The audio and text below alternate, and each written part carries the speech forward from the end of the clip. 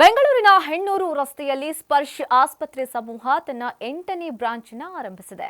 ಇದು ಬಹುವಿಭಾಗೀಯ ರೋಗಿ ಕೇಂದ್ರಿತ ಚಿಕಿತ್ಸೆ, ಅತ್ಯುತ್ತಮ ಗುಣಮಟ್ಟದ ಹಾಗೂ 300 ಹಾಸಿಗೆಗಳ ಅತ್ಯಾಧುನಿಕ ಆಸ್ಪತ್ರೆಯಾಗಿದೆ. ಆರೋಗ್ಯ ಸೇವಾ ವಲಯಕ್ಕೆ ಸ್ಪರ್ಶ್ ಬದ್ಧತೆಯ ಮತ್ತೊಂದು ಮೈಲಿಗಲಾಗಿದೆ.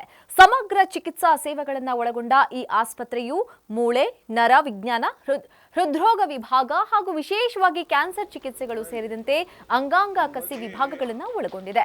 ಆರೋಗ್ಯ ಮತ್ತು ಕುಟುಂಬ ಕಲ್ಯಾಣ ಸಚಿವ ದಿನೇಶ್ ಗುಂಡೂರಾವ್ ಈ ಅತ್ಯಾಧುನಿಕ ನೂತನ ಆಸ್ಪತ್ರೆಯನ್ನ ಉದ್ಘಾಟನೆ ಮಾಡಿದರು.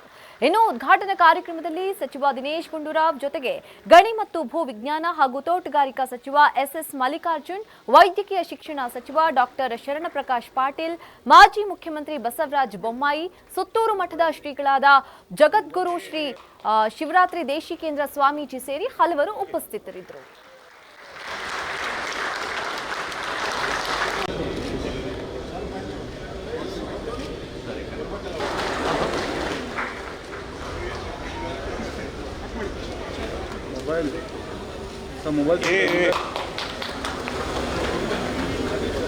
Okay, clear guys.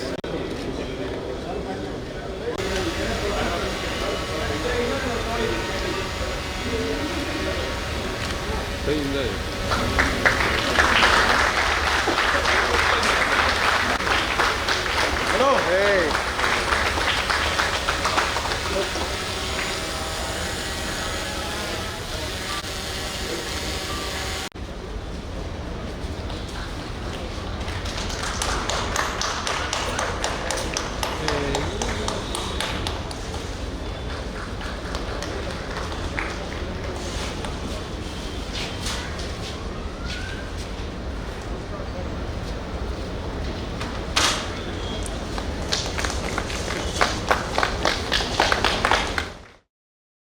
ಸ್ಪರ್ಶ್ ಅವರು ಇವತ್ತು ಇಲ್ಲಿ ಒಂದು ಅತ್ಯಂತ ಆಧುನಿಕ ವ್ಯವಸ್ಥೆಗಳನ್ನ ಇರುವಂತಹ ಆಸ್ಪತ್ರೆ ಹೆಣ್ಣೂರು ರಸ್ತೆಯಲ್ಲಿ ಮಾಡಿದ್ದಾರೆ. ಈ ಭಾಗದಲ್ಲಿ ಈ ಒಂದು ದೊಡ್ಡ ಒಂದು ಆಸ್ಪತ್ರೆ ಇರಲಿಲ್ಲ. ಖಂಡಿತವಾಗಿ ಇದರಿಂದ ಇಲ್ಲಿ ಸುತ್ತಮುತ್ತ ಜನರಿಗೆ ಬಹಳ ಅನುಕೂಲ ಆಗುತ್ತೆ. ನಮ್ಮ ಡಾಕ್ಟರ್ ಶರಣ್ ಪಾಟೀಲ್ಗೆ ನನ್ನ ಹೃತ್ಪೂರ್ವಕ ಅಭಿನಂದನೆಗಳು. ಇದ್ರ ಮುಖಾಂತರ ಒಳ್ಳೆ ಸೇವೆ ಇಲ್ಲಿಯ ಜನರಿಗೆ ನೀಡಲಿ ಅಂತ ಹಾರೈಸ್ತೀನಿ. ತುಂಬಾ ಚೆನ್ನಾಗಿ ಅವರ ಸ್ಪರ್ಶನ ಬೆಳೆಸ್ತಾ ಇದ್ದಾರೆ.